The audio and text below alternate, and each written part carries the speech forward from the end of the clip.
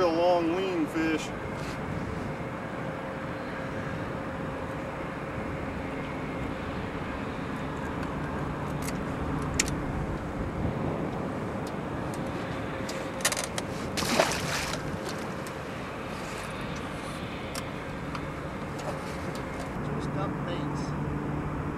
That's cat juice. It's a liquid bait enhancer. I add it to my shad guts, and it's got a lot of good stuff in it yet. Soak my shad in it and stuff. Is that red stuff? Yeah. I gave you some of that, didn't I, sometime?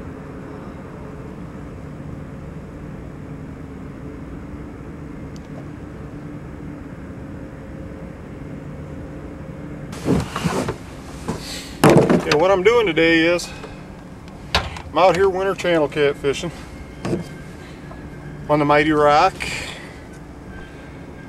What I wanted to show you is how I rig up here. Some tips on winter fishing. First of all, the Rock River is low right now, and it's very, very clear. So there's some things you can do to help yourself, and some things you need to know. First of all, these school of catfish, when the water gets clear in a shallow river like this, these schools move a lot. They don't leave the hole, but they move around in the school, so sometimes you got to be patient. You'll catch a bunch of fish, then you go in a little bit of lull. That's when I'll start throwing out what I call scout baits. I'll throw to the sides and try to locate them again, and a lot of times that works to kind of fill in them lulls until the school gets right back where you originally found it.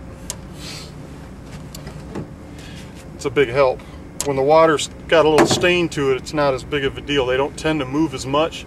Just think the light breaking through at the surface and hitting the bottom in 12 or 15 feet of water just tends to, I don't know if it energizes them because of the warmth or what it does, but they tend to move a little bit more. So anyway, you'll see my tackle box here. What I use several different styles of Matzuo hooks for these winter fish, but my favorite one is their little bitty wide gap in about a 1/0, sometimes smaller, just depends.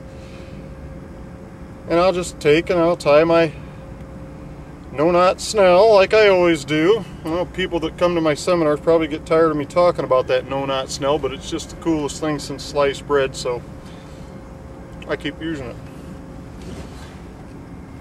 Okay, I'm using Cajun optics today on these rods. Get my snell. What I'm going to do is I'm going to run me a sinker slide from Bottom Dwellers up here.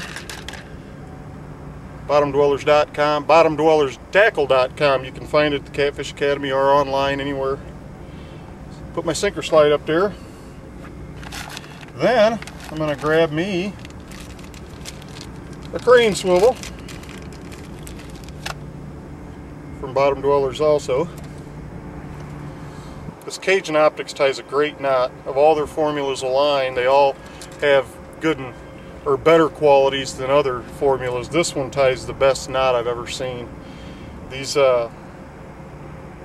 fisherman's knot, they cinch down just wonderful. So you'll notice I didn't put a bead on here. You can get beads. I mean, I got big beads in here, the big glow beads. I got the small beads, but the sinker slide and a crane swivel this size with what I'm fishing for today, I'm not going to worry about it too much. Now I prefer to run a longer leader when I'm fishing for these schooled fish in the winter, simply because these fish are in a pack and they hunt. That's how they feed. Well, when they get a good piece of bait in there, you know, their tendencies are to pull them away from each other. Well, a lot of times, if you've got that bait and it's actually floating around on a longer leader, they tend to hit it more aggressively and just try to swallow it right away instead of move it away from the rest of the fish and then take their time and swallow it. So a longer leader at this time of the year can help you. Now, that's not saying if you nick up your line or you break off or whatever and you end up with a short leader that you're not going to catch as many fish. I'm just talking about to maximize and pay attention to every little detail. A longer leader is better for this style of channel catfishing in the winter. Then I tie my other knot, my other fisherman's knot, trilene knot, whatever you want to call it, cinch knot. Okay, so there I have, you know, a 15-16 inch leader, crane swivel, sinker slide. Then I'm going to reach in here and I'm going to go with a little 2/0 bottom dweller sinker. I'm going to clip my sinker slide, slide that bad boy on, and voila. Now the great thing about these, you've probably heard me say it before, is if I get into an area of heavier current, I can easily switch to a 3 or 4 or 5 by just unclipping this, taking it off, putting a 3, 4, or 5 on. If I want to go smaller, same thing. So I'm set up right here for a day of fishing where I can adjust my rig, I can adjust my leader length, I can adjust my weights very quickly and easily so I can maximize my time in the water. So these are just a few winter fishing tips I can offer you. Number one, a good landing net is another one. The water's cold, so you don't want to put your hands in the water as little as you can. You know, that helps you keep your hands warm. Also,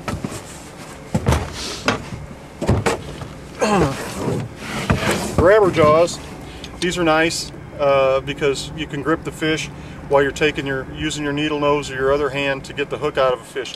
Keeps that slime and that wetness from the fish off your hands, okay? That'll help keep your hands warm. We've got a pretty nice day today, so that's not of utmost importance, but